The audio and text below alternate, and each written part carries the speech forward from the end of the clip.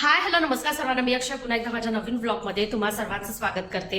आज वेनसडे आणि आता दुपारी 1 वाजता मी ब्लॉगला सुरुवात करते. म्हटलं की जे काम करते ते करता करता ब्लॉग सुद्धा शेअर करूया. इतके दिवस मी ब्लॉग शेअर करत होते, पण शॉर्ट व्हिडिओ जर पाहिले नसतील ना तर नक्की चॅनलला व्हिजिट करा आणि शॉर्ट व्हिडिओ पहा. आणि अजूनही चॅनलला सबस्क्राईब केलं नसेल तर नक्की करा, शेअर करा व्हिडिओज, जास्तीत जास्त लाईक करा.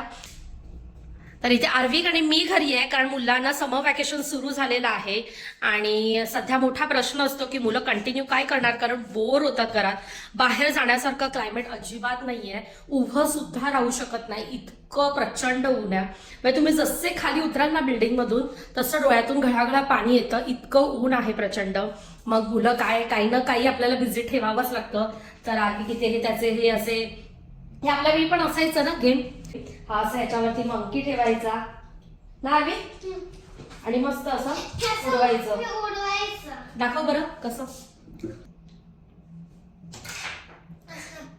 तसे वेगवेगळे गेम्स, पझल्स असं काही ना काही खेळत असतो. शिवाय स्कूलमधून आहे ना त्यांना कर्सिव्ह साठी शीट्स शेअर केलेल्या आहेत ज्या रोज कम्प्लीट करायच्या आहेत. शिवाय बरेचसे ऍप दिलेले आहेत ज्याच्यामध्ये रीडिंग आहे आणि क्वीज आहे जे सॉल्व्ह करायचे आहेत. सो आपल्याला ते सुद्धा भले समर वॅकेशन असेल ना तरी मुलांसोबत बसून ते करावंच लागतं. आणि तुमच्यासोबत शेअर करायचं होतं ते म्हणजे सर्व तयारी सुरू आहे, कारण समर वॅकेशन आहे म्हटल्यावरती आता भारतात जाण्याची तयारी सुरू आहे आणि मी लवकरच आता नेक्स्ट वीकमध्ये भारतात जाणार आहे. बरोबर 1 वीक राहिलेला आहे, माझी त्याचीच तयारी सुरू आहे. जे महत्वाच्या गोष्टी आहेत त्या बॅग्स इथे मी भरून ठेवलेल्या आहेत, म्हणजे पासपोर्ट वगैरे डॉक्युमेंट जे पण आपण इथून मी कॅरी करते नेहमी ते. आणि सामान अजून बॅग अजून काय अशा भरलेल्या नाही आहेत, आतमध्येच आहेत बेडमध्ये काढायच्यात. फक्त एक बॅग तेवढी भरलेली आहे. आणि जे पण गिफ्ट्स वगैरे शॉपिंग सुरू आहे, अजून ड्रायफ्रुट्स मार्केटला जायचंय, डेट्स ड्रायफ्रुट्स सर्व शॉपिंग करायची आहे. तर मग जे काही छोटे मोठे गिफ्ट्स घेतलेले आहेत ते इथे ठेवलेले आहेत. आणि मी काय करते, अजून पॅकिंग केली नाहीये, पण ज्या ज्या न्यायच्या गोष्टी आहेत त्याची लिस्ट रेडी केलेली आहे आणि वस्तू जशा लक्षात येतात ना तशा एका जागी सर्व ठेवते, म्हणजे पॅकिंग करायला सोपं पडतं. आणि सध्या जरा जास्त काम सुरू आहे या गेल्या वीक पासून, कारण घरात ना हल्लीच मेंटेनन्सचं काम सुद्धा झालं, सिमेंटचं सर्व. तर मग ज्यावेळी सिमेंटचं काम होतं ना त्यावेळी मग काय होतं, सगळं पांढरं पांढरं निघेपर्यंत दररोज क्लिनिंग करावी लागते. मग घरातलं जेवण, बाहेरची शॉपिंग, कारण भारतात जायचंय, आणि पॅकिंग, त्याचबरोबर हे क्लिनिंग, असं सर्व ना खूप दररोजचं रुटीन बिझी आहे. आणि आता ना मी दुपारी आहे ना, माझं सकाळी सर्व टिफिनच्याच वेळी जेवण झालेलं आहे, लंच वगैरे तयार. तर म्हणून म्हटलं की चिवडा बनवून ठेवूया. तर सामान दर महिन्याला मी करतच असते, चिवडे 1-2 प्रकारचे बनवत असते, ड्रायफ्रुट्स बार बनवते, डिंकाचे लाडू वगैरे असं ना छोट्या मोठ्या भुकेसाठी, आर्विकसाठी, मंदारसाठी असं बनवून ठेवतच असते. तर म्हटलं की आता चिवड्याचं सामान सुद्धा आहे. आणि आता नेक्स्ट वीकमध्ये आर्विक आणि मी पहिल्यांदा भारतात जातोय. मंदार मागून येणार आहेत ऑगस्टमध्ये, म्हणजे नेक्स्ट मंथमध्ये. मग ते 15 ते 20 दिवस इथे एकटे असणार आहेत. तर लंच आणि डिनर दोन्ही बाहेर होणार. तर म्हटलं की अधेमध्ये जर त्यांना काय खावंसं वाटलं किंवा संध्याकाळी कधी विकेंडला चहा सोबत काय तर चिवडा करून ठेवावा, कारण त्यांना नेहमीच आवडतो. आणि सामान सुद्धा प्रत्येक वेळी असतंच माझ्याकडे, तर म्हटलं करून जाऊया. हा, आणि आता फ्लाईटमध्ये थोडं फार घरातलं पण आपण नेणारच कॅरी करणार. तर मखाना सुद्धा इथे आहे 1 पॅकेट. तर म्हटलं की तो सुद्धा भाजून आहे ना थोडासा कॅरी करू, थोडासा ठेवू असं. तर तो सुद्धा मी आता एका साईडला आहे ना भाजून ठेवणार आहे, मस्त थोडीशी फोडणी देऊन. आणि काय करायचंय, आणि ड्रायफ्रुट्स बार सुद्धा बनवायचंय. तर एकाच वेळी आता सर्व होणार नाही, कारण आर्विकला कराटे क्लासला सुद्धा न्यायचंय संध्याकाळी 5 वाजता. कशामध्ये सर्व नीट सांगायचं.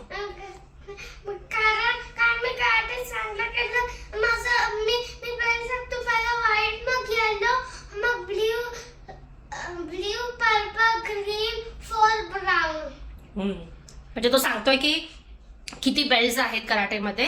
सो आता त्याचा व्हाईट पासून त्याला येल्लो मिळालेला आहे, सेकंड स्टेप. मी ऑलरेडी शेअर केलेली आहे चिवड्याची, जो मी पातळ पोहा, कुरमुद आणि कॉर्न मिक्स असा करते, मस्त आणि झटपट होतो. आणि इतका छान असा चटपटीत होतो ना, त्याच्यामध्ये सर्व टेस्ट येतात, सॉल्टी, स्वीटनेस, स्पायसी, आणि कुठलाही वेगळा मसाला न वापरता आपला घरगुती जो मी मालवणी मसाला वापरते तोच वापरून तसेच मी सर्व कॉर्नला भाजून तळून घेते. असे छान फुडले पाहिजेत. आणि मग याच्यात जे तेल उरणार ना त्यामध्येच मी आहे ना चिवड्याला फोडणी घालणार, कारण आम्हाला चिवड्यामध्ये कॉर्न आवडतात. आणि खूप जास्त तेलामध्ये फ्राय करायची गरज पडत नाही. थोड्याशा तेलामध्ये छान परतवले ना, फक्त तेल तापलेलं हवं तर एकदम व्यवस्थित आहे ना फुलतात ते.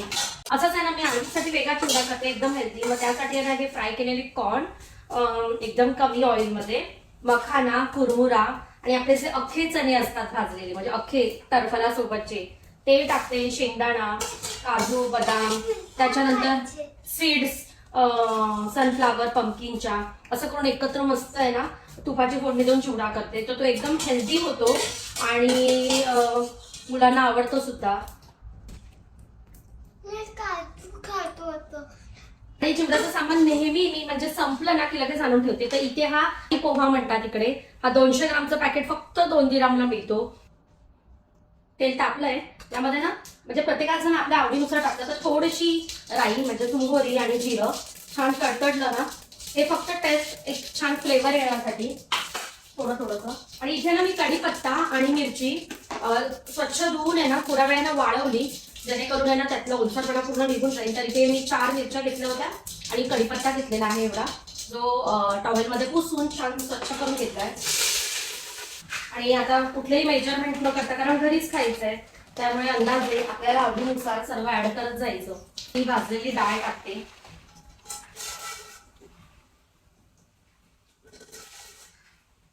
अंदाजे आपल्या आवडीनुसार. शेंगदाणे,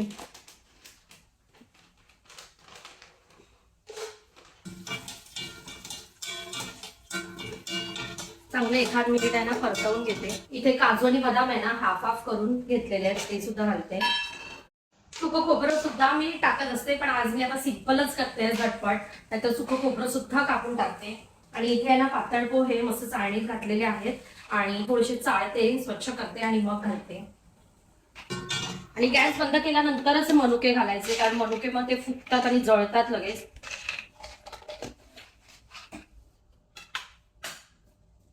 असं सर्व मसाल्याने एकत्र करून घेतलाय आणि तो आता मी यामध्ये टाकते. गॅस बंदच आहे. यातच मीठ सुद्धा घालते, म्हणजे ना बरोबर तो सगळीकडे पसरेल. तेल ऑलरेडी गरम असतं, त्याच्यामुळे फोडणी ना छान भाजली जाते.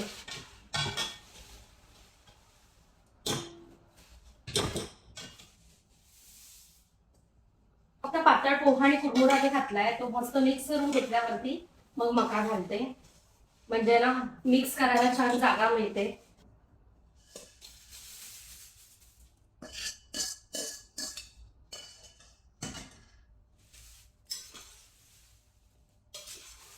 आणि मिक्स करता करता त्याला एकदम स्लो गॅसवरती चिवडा भाजून सुद्धा होतो आणि व्यवस्थित मिक्स सुद्धा होतो.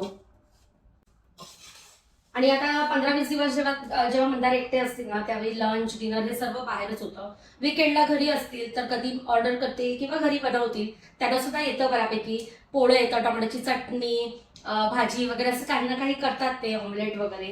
तर आणि मग चहाच्या वेळेला चिवडा जर त्यांच्या आवडीचाच आहे, तो सोबतीला असेल तर मग त्यांना मजाच येते. आणि आपण स्त्रिया भले आपण कुठेही कितीही दिवसांसाठी जाऊ दे, पण घरचं सर्व मागचं विचार करूनच जातो. आपला तो गुणधर्मच आहे स्त्रियांचा. आता मला सुद्धा जाता जाता सगळं व्यवस्थित जे काय आहे सामान ते पॅक करून, डबाबद्ध करून, थोडंसं आजूबाजूला पुसून कपड्याने असं सर्व जायचंय, म्हणजे कुठे काही मुंग्या लागू नये किंवा काय. म्हणजे आता मागून येताना पुन्हा ते सर्व जबाबदारीने एकदम छान बंद करून येतात. त्याच्यामुळे मला एवढी काळजी करण्याची गरज नाही, पण तरी सुद्धा जितकं माझ्याने शक्य आहे तितकं मी करून जाणार. तेपर्यंत एका बाजूला इथे मखाना सुद्धा भाजत घालते, म्हणजे पटपट होईल.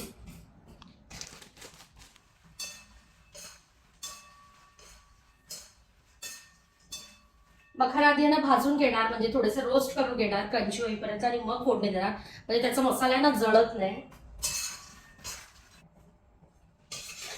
एकदम झटपट तुमच्याशी बोलता बोलता इथे चिवडा सुद्धा तयार झालेला आहे. आणि आता असाच आहे ना थंड करायला इथे ठेवून देते, झाकण न मारता. थंड झाला की छान मग डब्यामध्ये भरून ठेवता येईल. आणि इथे मकान आहे ना हाफ मी ड्राय रोस्ट करून घेतलेला आहे. थोडासा क्रंचीनेस आला की मग साईडने ना आता तूप सोडते, तुपामध्ये भाजायचा म्हणजे एकदम मस्त लागतो. आता यामध्ये घालते मीठ,